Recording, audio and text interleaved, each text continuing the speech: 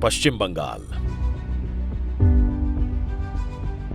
चैतन्य महाप्रभु, बंकिम चंद्र चैटर्जी, रविंद्रनाथ टैगोर, स्वामी विवेकानंद, औरबिंदो घोष और डॉक्टर श्यामा प्रसाद मुखर्जी जैसी अनेक विलक्षण व्यक्तित्वों से भरी, राजा राम मोहन रॉय, ईश्वर चंद्र विद्यासागर जैसे समाज सुधारक और सुभाष चंद्र बोस के जज्बे की भूमि, अपनी विशिष्ट संस्कृति और समृद्ध धरोहर के साथ, जो देती है एक भारत श्रेष्ठ भारत की भावना को गौरवशाली पहचान। प्रधानमंत्री नरेंद्र मोदी की विजनरी लीडरशिप में पूर्वोदय के मिशन के साथ आत्मनिर्भर भारत की ओर बढ़ रहा है तेजी से आगे।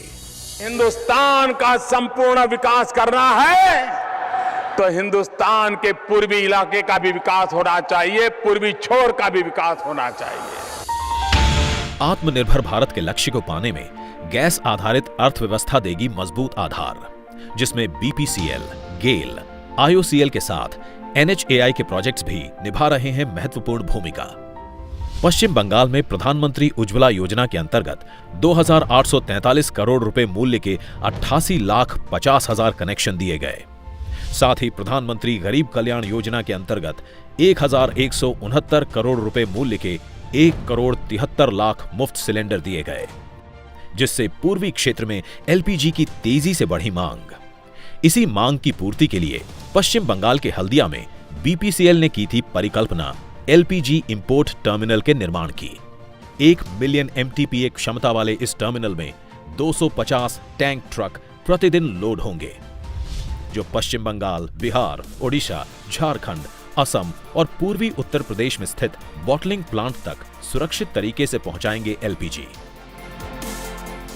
गेल द्वारा निर्मित डोभी दुर्गापुर प्राकृतिक गैस पाइपलाइन 348 किलोमीटर लंबी और 8 million metric standard cubic metres per day क्षमता वाली ये पाइपलाइन प्रधानमंत्री ऊर्जा गंगा जैसी महत्वाकांक्षी पाइपलाइन परियोजना का है हिस्सा, जो भारत सरकार के एक राष्ट्र एक गैस ग्रिड के विजन को देता है मजबूत आधार।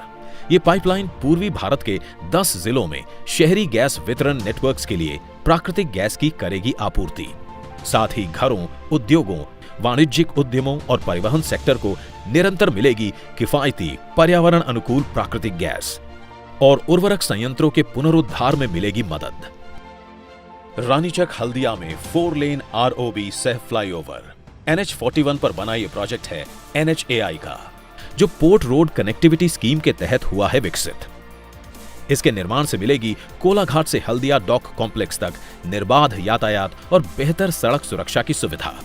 आईओसीएल के हल्दिया रिफाइनरी में ग्रुप 3 का भारत का पहला कैटालिटिक आइसो डीवैक्सिंग इकाई, जो एडवांस्ड ग्रुप 2 और 3 ल्यूब ऑयल बेस्ड स्टॉक का करेगा उत्पादन, जिसका उपयोग हाई परफॉर्मेंस ऑटोमोटिव एवं इंडस्ट्रियल ल्यूब्रिकेंट्स में होगा, जिससे इसके आयात पर निर्भरता होगी कम। पश्चिम बंगाल के नवनिर्माण से जुड़ी 4,700 करोड़ रुपए से अधिक की इन परियोजनाओं में पूर्ण हो चुकी परियोजनाओं के निष्पादन के दौरान 26 लाख कार्य दिवस के रोजगार का हुआ सृजन। साथ ही नई परियोजनाओं से 18 लाख कार्य दिवस का भी होगा सृजन। और इन सभी परियोजनाओं से भविष्य में खुलेंगे रोजगार के अनेक द्वार और पूर्वी भारत को मिलेगी आर्थिक गति। हल्दिया में LPG import terminal, Dobhi Durgapur प्राकृतिक गैस पाइपलाइन और रानीचक हल्दिया में 4 लेन आरओबी सह फ्लाईओवर का राष्ट्र को समर्पण। साथ ही हल्दिया में कैटालिटिक आइसो डीवैक्सिंग इकाई का शिलान्यास आज प्रधानमंत्री नरेंद्र मोदी अपने कर कमलों से कर रहे हैं।